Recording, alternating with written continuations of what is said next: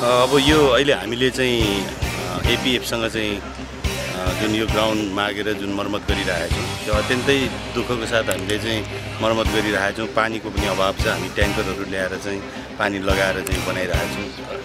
छोटो समयमा नै बनाउनु पर्दाखेरि अलिकति गाह्रो त भयो, तैपनि अब अहिले खेल्न लायकको चाहिँ हामीले बनाइसकेका छौँ।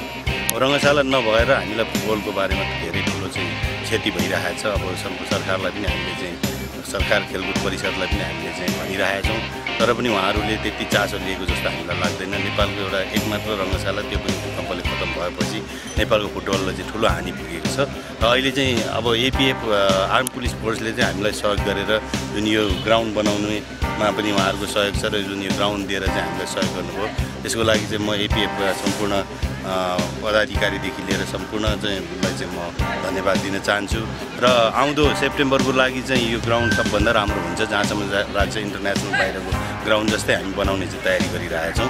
र अहिले पनि अब 2-4 दिनसम्ममा योभन्दा पनि धेरै राम्रो चाहिँ हुन्छ। हामीले चाहिँ जहाँसम्म यो ग्राउन्डलाई चाहिँ मल लगाउने अनि यो के अरे ग्राउन्डमा पुरा चाहिँ के अरे चपरीहरू लगाउने सम्पूर्ण काम सिकाइसकेको छौँ। अब अलिकति रोलरहरू लगाउनु बाँकी छ र यो भित्र जति पनि हामीले चाहिँ एएफसीको लागि आवश्यक पर्ने जति पनि चेन्जिङ रुम अनि यो के अरे डक्टर रुमहरू, रेफ्री रुमहरू सम्पूर्ण कुराहरू चाहिँ हामीले बनाइसकेका छौँ।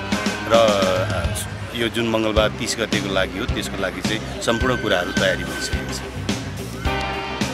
अति दुःखको कुरा चाहिँ हामीले जुन रङ्गशालामा जुन किसिमले पहिलाको फुटबलमा हामीले टिकट सेल गरेर सम्पूर्ण फुटबल प्रेमीहरूलाई चाहिँ जुन फुटबल हेर्ने मौका दिन्थ्यौँ, त्यो चाहिँ अहिले हामीले दिन सकेका छैनौँ।